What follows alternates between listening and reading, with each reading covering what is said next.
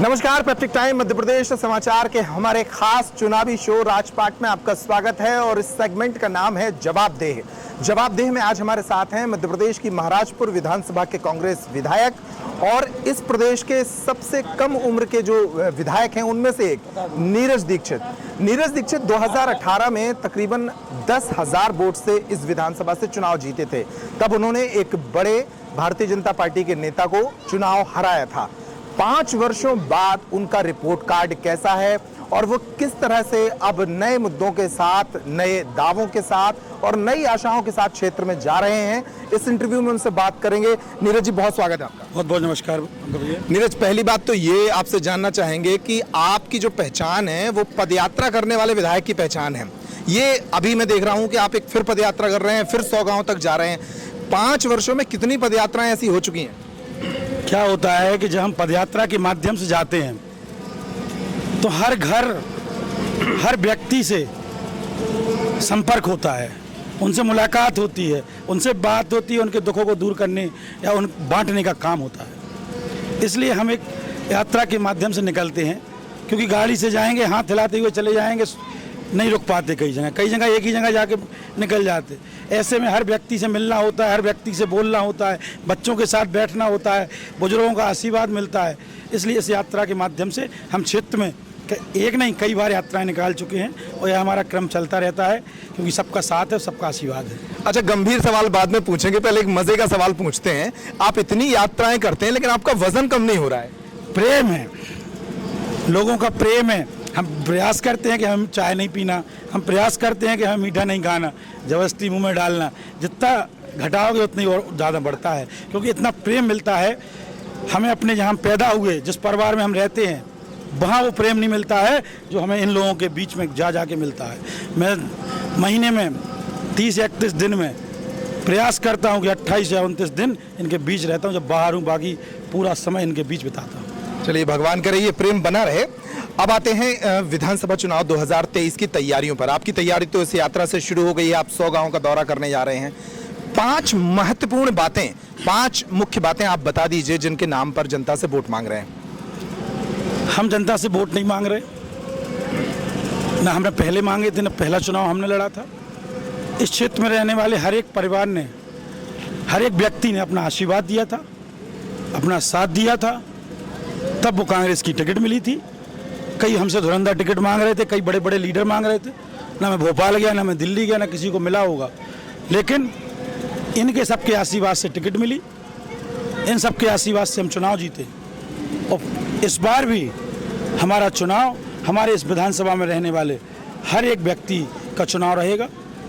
नहीं, लेकिन ऐसे 4-5 काम तो होंगे, विकास कार्य जो आप बताना चाह रहे हैं जनता को, जिनके नाम पर वो वोट करें, आपको, आपकी रेटिंग करें। हर गांव में जहां जिसने जो मांगा, चाहे वो विधायक निधि से किया हो, चाहे वो स्वयं के व्यय से किया हो, या कहीं से भी कराया हो, प्रयास किया कि उस गांव में जो सार्वजनिक समस्या थी, सार्वजनिक मांग थी, उसको मैंने पूरा किया। अब महाराजीपुर से देख लें, आप जब आए होंगे, एक सुंदर पार्क मिला, कई समाज भवनें यहाँ बनाई, गढ़ी मलेहरा में हमने पार्क दिया, यहाँ एक हॉस्पिटल भी बन रहा है। कई ऐसी बड़ी बड़ी सौगातें थी जो इस क्षेत्र को मिली। नौगांव को सिविल हॉस्पिटल भी मिला। ऐसे कई मुद्दे थे जो इस क्षेत्र के लिए बहुत ज़रूरी थे। सरकार रही 15 महीने की, हमने प्रयास किया कि आज ये गौ माताएं हमारी दर दर की ठोकरें खाती हैं। हमने 28 गौशालाएं बनाई, 4 आज भी पास डली हैं। लेकिन जिस दिन से भाजपा की सरकार बदली, ना भी एक गौशाला मंजूर हुई, ना काम पूरा हुआ। ऐसी कई बड़ी बड़े मुद्दे थे, बड़ी बड़ी समस्याएं थी, और सरकार रहती तो इस विधानसभा की 75 पंचायतों में और 4 नगर पालिका में आने वाले 132 या 35 गाँव हैं, उनका नक्शा हम बदलते। जब आप आते तो लगता कि एक सुंदर शहर। वो कसर इस बार पूरी होती दिख रही है। सरकार बनेगी, विश्वास से बनेगी, क्योंकि बजरंगबली का आशीर्वाद है। और हमारे तो बजरंगबली और सब देवता हमारे क्षेत्र में रहने वाले हर एक व्यक्ति है, हर एक व्यक्ति है, हर एक माता है, उनका आशीर्वाद है। और जो कमी रह गई होगी, कमलनाथ जी के नेतृत्व में हम चुनाव लड़ेंगे, चुनाव जीतेंगे और वो मांगों को हम पूरा कराएंगे। अच्छा, एक बात और, इस बार जो भारतीय जनता पार्टी है उसकी ओर से एक लंबी फौज है दावेदारों की, वो एक अलग मुकाबला है, लेकिन आपके यहाँ भी एक लंबी फौज है और उसमें सबसे जो बड़ा नाम सामने आ रहा है, जो चौंकाने वाला नाम सामने आ रहा है, जिसके कारण इस विधानसभा में बड़ा ट्विस्ट हो गया है। सत्यव्रत चतुर्वेदी जी की बेटी निधि चतुर्वेदी जी दावा कर रही हैं टिकट का। उनके भी पोस्टर बैनर हमने देखे हैं, महाराजपुर में कई जगह लग गए हैं। एक इंटरव्यू में उन्होंने ये भी कहा कि नीरज हमारे घर के हैं और हमारे पिताजी ने उनको पिछली बार टिकट दिलाई थी, तो इस बार मैं चुनाव लड़ने जा रही हूँ। देखो, हमारा भारत एक लोकतांत्रिक देश है और लोकतंत्र में सबको अधिकार होता है चुनाव लड़ने का, टिकट मांगने का। मैंने आपसे पहले कहा कि मेरा चुनाव मेरे विधानसभा में रहने वाला हर एक व्यक्ति लड़ेगा, हर एक माता लड़ेगी, हर एक बहन लड़ेगी जिसका आशीर्वाद है, और इनकी इच्छा होगी। इस यात्रा में इनसे पूछूंगा कि आप मुझे चुनाव लड़ाएंगे। बाकी आपके सामने मंच पे आपने देखा होगा कि सबका आशीर्वाद है, सबका साथ है। नहीं, लेकिन निधि जी से बातचीत हो रही है इस दौरान, जब उन्होंने दावेदारी पेश की तो बातचीत। परिवार रहा है, हमारा परिवार है, जब मिलती हैं हमारे संबंध हैं, रिश्ते हैं, हम उनको निभाते हैं। एक सवाल अभी पूछ लेते हैं ताकि बाद में चुनाव में रहने को ना हो जाए, ये कि अगर निधि चतुर्वेदी को कांग्रेस ने टिकट दे दी, आप काम करेंगे पार्टी का? क्यों नहीं करेंगे? पार्टी अपनी जगह है, काम अपनी जगह है, टिकट मिलना अपनी जगह है, लेकिन 4.5 साल जिस उम्मीद से 4.5 साल होने वाले हैं, इन सबके चेहरों पे जब हम खुशी देखते हैं तो इनका आशीर्वाद है। तो विधायक के लिए हम काम नहीं करते कि हम विधायक बन के वहाँ रहें, हम इनकी सेवा करना चाहते हैं। वो सेवा का मौका हमारे साथी, हमारे इस विधानसभा के रहने वाला हर एक व्यक्ति देगा, और क्योंकि इस माध्यम से ही हम लोगों के बीच में उनकी छोटी छोटी समस्याओं को दूर करा पाएंगे। वो आपने देखा होगा, आप लगातार संपर्क में रहे हैं, 4.5 साल में हम किसी न किसी माध्यम से लोगों के बीच पहुंचते हैं, चाहे वो वृद्ध सम्मान हमने यात्रा निकाली हो, चाहे वो हमने स्कूलों में भोजनशालाओं को चेक किया हो, चाहे हमने गांव-गांव जाके काम के भूमि पूजन किए हों। इसका एक माध्यम होता है कि लोगों से मिलना। अगर हम बिना पद, बिना उसके हम इनके बीच तो पहुंचते, लेकिन इनकी हम कार्य नहीं कर पाते, इनको हम विकास के जो काम होते हैं छोटे छोटे वो नहीं दिला पाते। नीरज जी, एक जो हम भी क्षेत्र में घूम रहे हैं तो एक सर्वे जो कर रहे हैं, जो आपकी सबसे बड़ी खूबी है वो ये है कि आपका पूरा परिवार जनता के टच में रहता है। एक बड़ा परिवार है आपका और वो परिवार के सारे लोग जनता के टच में हैं। उनके घर में कोई आयोजन हो, कोई दुखद खबर हो, वो सब लोग टच में रहते हैं। लेकिन यही खूबी आपके विरोधी खामी के रूप में बताते हैं। वो कहते हैं पूरा घर विधायक बना घूम रहा है। मैं तो अपने आप में भाग्यशाली हूँ। मैं कहता हूँ 2,20,000 वोटर हैं इस बार, पिछली बार 2,12,000 थे। वो 2,20,000 में नीरज दीक्षित को हटा दो, पूरी विधानसभा विधायक है, क्योंकि इनका अधिकार रहता है। अच्छे अच्छे विधायकों के घर नहीं पहुंच पाते, उनसे बात नहीं कर पाते हैं, लेकिन हमारे गांव के लोग, हमारे साथी, हमारे परिवार के लोग अपने को हमें एक बेटे के रूप में कान खींच के भी काम कराते हैं, हाथ पकड़ के भी काम कराते हैं।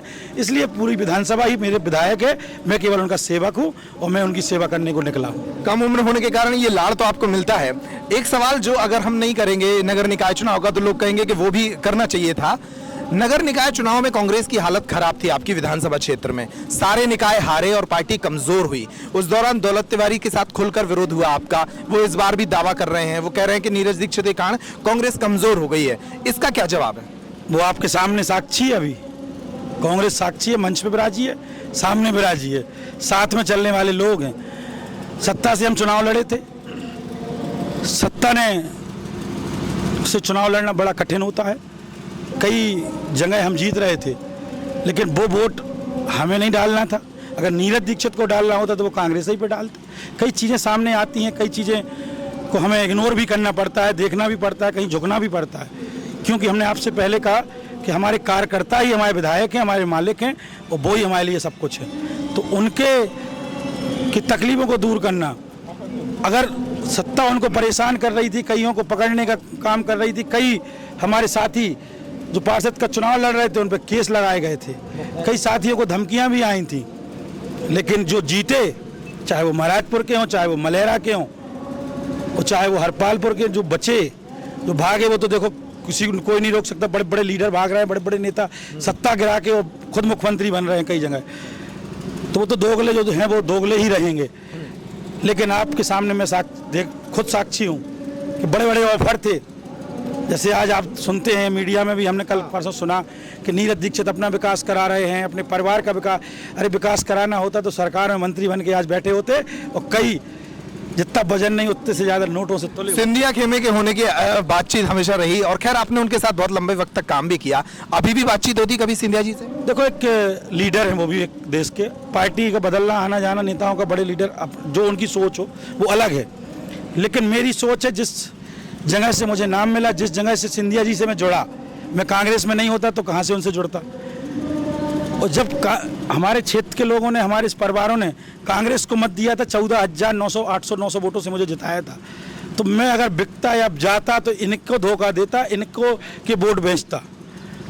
तो आज इनके साथ खड़ा हूँ, ईमानदारी से खड़ा हूँ, इसलिए आज जो प्यार और लाड़ मिल रहा है वो इसी का। एक मजेदार घटना और इसी के साथ एक गंभीर सवाल के साथ खत्म करेंगे इस इंटरव्यू को। अभी जब आपकी यात्रा आ रही थी तो कुछ स्थानों पर आपका बड़ा स्वागत हो रहा था। एक जगह काफी महिलाएं बैठी थीं, सिर पर कलश रख के आपका स्वागत करने वाली थी। मेरी नज़र उन पर पड़ी तो मैंने उनसे बातचीत की।